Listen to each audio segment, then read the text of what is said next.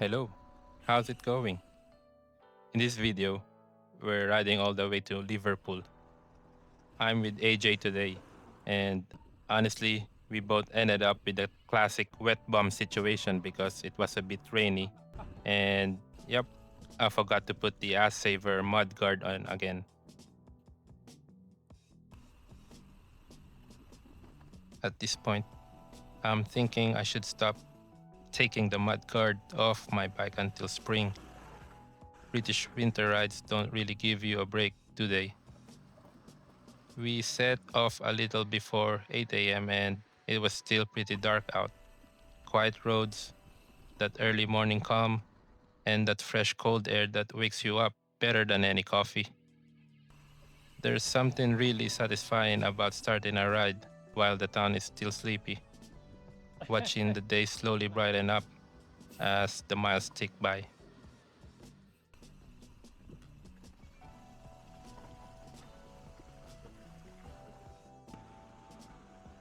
Back home in the Philippines, my friends and I would usually ride at night. It's not too hot, the roads are bright with lights, and there are still loads of places open where you can stop for a proper food trip. Night riding feels pretty easy in the Philippines, especially in Metro Manila where I grew up, because there's always light, traffic, people, and establishments around. It's a totally different vibe compared to where I live now in the UK countryside. Over here, once the sun goes down, it gets properly dark, and a lot of the country roads don't have street lights at all. It's quieter and peaceful, but you definitely have to be more switched on and prepared.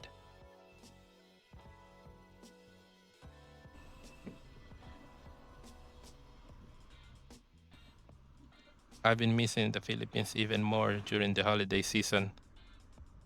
I keep seeing posts on social media, friends meeting up, having a few drinks, catching up like it's no big deal. And even though I'm far away, it still feels like I'm connected to them because they usually video call me before they get properly tipsy. So this time, I'm really looking forward to heading down to Eastbourne to see my sister and the family and celebrate the new year together.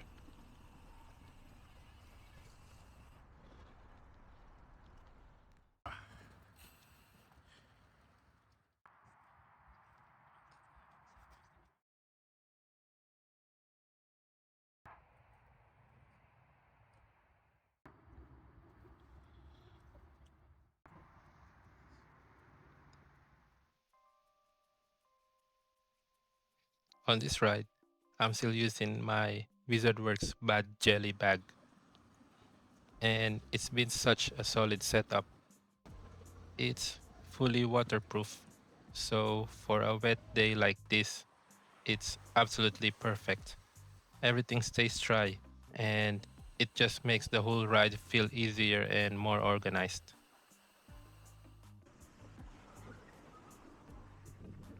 A few people also asked about the little black round thing mounted on my handlebars. That's actually my bike computer, and I use it mainly for navigation. It's the Beeline Velo 2. I really liked it because it's super minimalist and clean looking, and it gives me exactly what I need without loads of extra clutter on the bars. I'm still not the kind of person who can ride without GPS. I'm the type who always has maps open, even when I'm driving. So having navigation on the bike just keeps me relaxed and lets me enjoy the ride more. The beeline shows the map, ETA, the average speed, and that's pretty much it. And if I'm being real, the map is the main thing I care about anyway. Simple, tidy, and it just works. But on this ride, AJ was the one navigating, so I got to switch my brain off a bit and just follow along. And I'm not gonna lie, I enjoyed it even more. Less thinking, more pedaling, more vibes.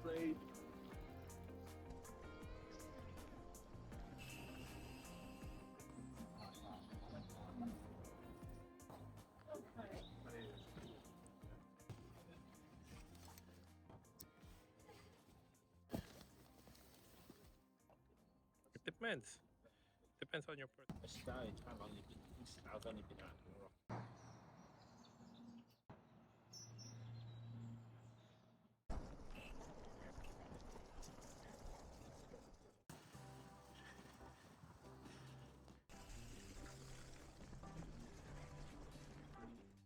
We made a quick stop at a little coffee shop along the Trans Pennine Trail just to take a breather and warm up for a bit. I brought my own breakfast with me: sausage rashers, eggs, and of course, rice. I mean, I'm Filipino, so rice is non negotiable. Breakfast, lunch, dinner. If there's rice, I'm happy. I shared some with AJ, and in return, he grabbed me a flat white. I told him I'd pay him back, and I'm pretty sure I still owe him for that one.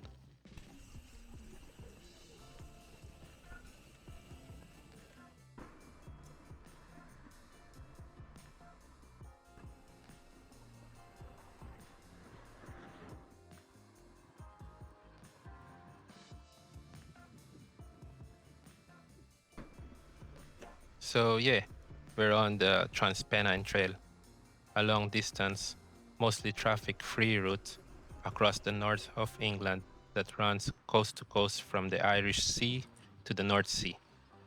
There are loads of bikepacking videos about this trail on YouTube, and one day I'd really love to ride the whole thing myself. It just seems like the perfect kind of adventure: steady miles, quiet paths, and plenty of little stops along the way.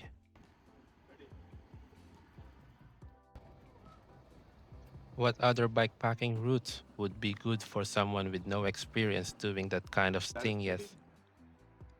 I would love something beginner friendly, but still a really nice adventure. Also, I'm wondering if there are any bikepacking group rides around the Cheshire, Manchester area.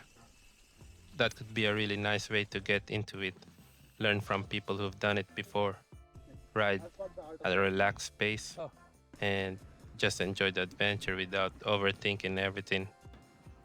And if there are, I'd love to get my wife involved too, or even bring AJ along. I think it would be such a fun little mini expedition. If you know any local groups or regular rides around here, let me know in the comments, please.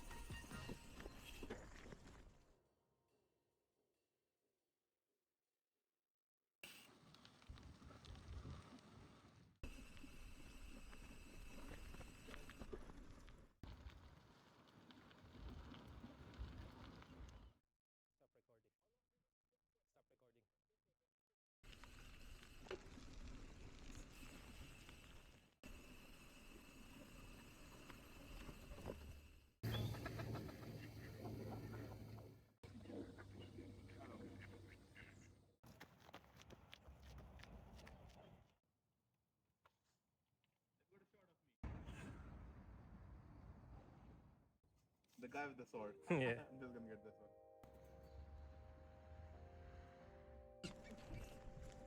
one. Along this path, there's this structure that looks like a nuclear silo, and it instantly took me back to when I used to play Command and Conquer, Red Alert on the PC. If you ever picked the Soviets in the game, you'll know exactly what I mean. It genuinely looks like something straight out of it. Thank Now, you. I'm fully aware this is probably my gamer brain making wild connections, so please forgive my ignorance. I'm genuinely curious. If anyone knows what it actually is, feel free to let me know in the comments. I love little details like this on a ride. It's those random, wait, what's that? Moments that make a route even more fun and memorable.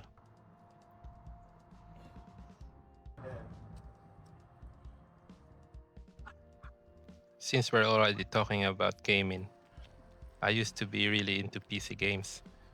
I played a lot of Dota, Counter Strike, and even Valorant. And the best part was my wife used to play with me too, along with some of our friends. Those were proper good times. Late night matches, laughing on voice chat, the usual one last game that turns into five more. I was also big on story and RPG style games. Some of my favorites were Red Dead Redemption, GTA, and Cyberpunk.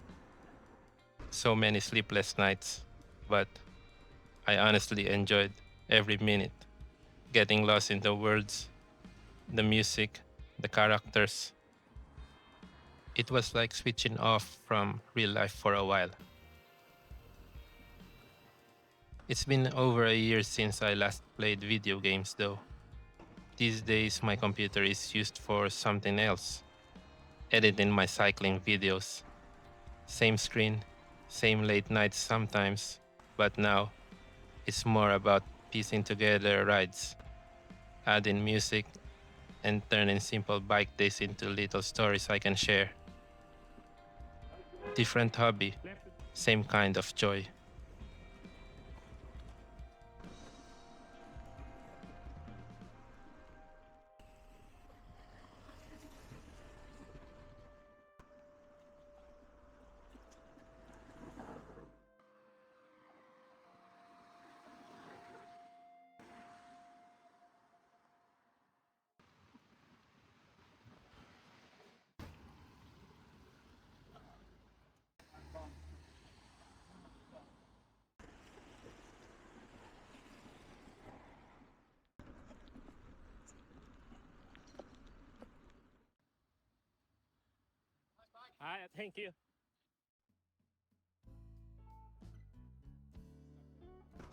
As part of the ride, we finally made it into Liverpool. Sometimes I catch myself thinking that the UK's look, the old buildings, the stonework, the bridges, the architecture just suits gloomy weather so well. Like the cities were made for grey skies and moody light. Maybe the architects back in the day already had that in mind. But there's something about the way everything looks when it's overcast. The colors feel richer, the details stand out, and the whole place has this calm, cinematic atmosphere. It's funny because when I visit a city here, I sometimes hope it's a bit gloomy. I know that sounds strange, but I think it's because it matches the vibe so perfectly. Maybe I'm just not used to it yet. Back in the Philippines, it's usually bright and sunny. And now, this kind of weather still feels new to me. Different, slower, quieter, and in a weird way, I'm starting to appreciate it.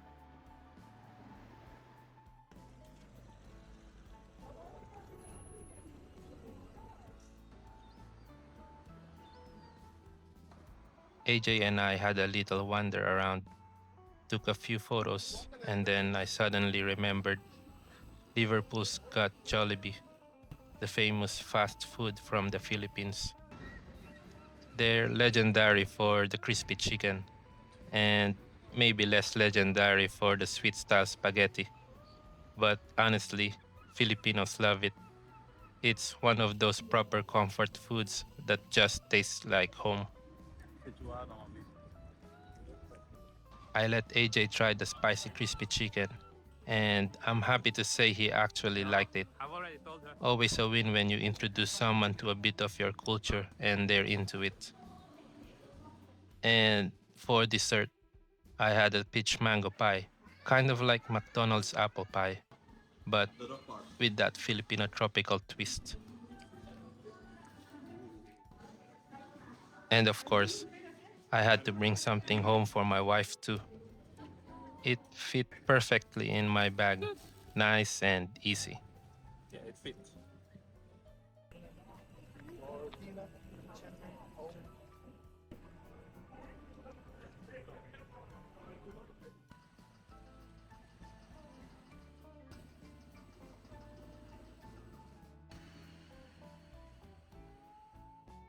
By this point, it was starting to get dark, and we were pretty tired. To be honest, after eating, we both had that full belly sleepy feeling. So, instead of pushing it and riding all the way back, we decided to take the train back to Macclesfield.